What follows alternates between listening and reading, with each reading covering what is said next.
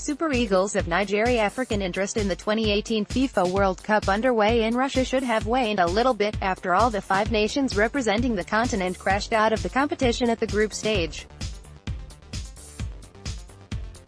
They managed just 3 wins, 2 draws and lost 10 games in 15 attempts.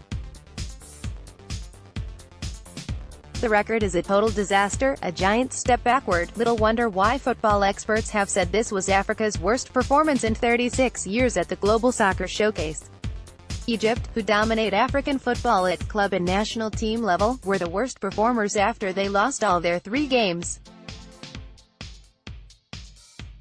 They lost to Uruguay 0-1 in the opening game, went down 1-3 against the hosts Russia in their second game.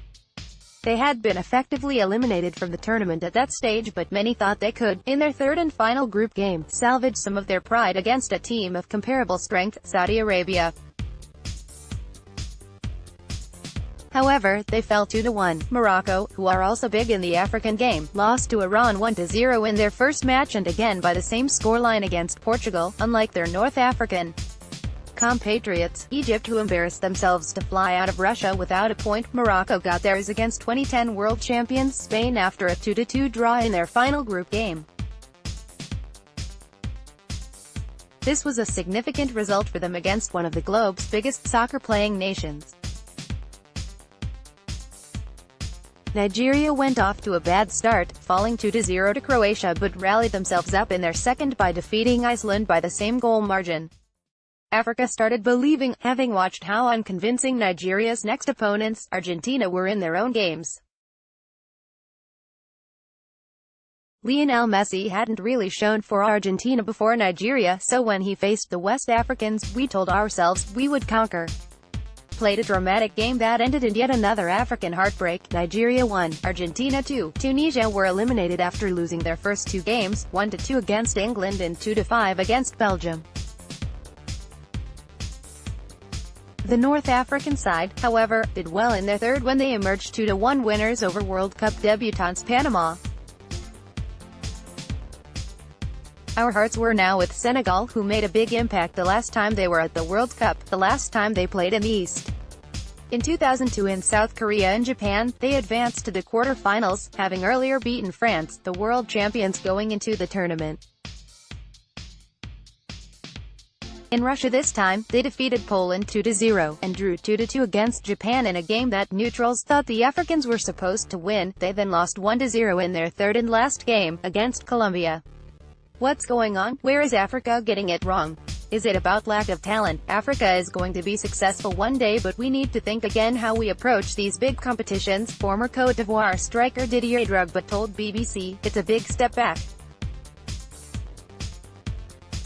I also think it is a chance for all the African teams and for the African Confederation maybe to reconsider the strategy and how we want to go forward. What do we want to do in the next World Cup?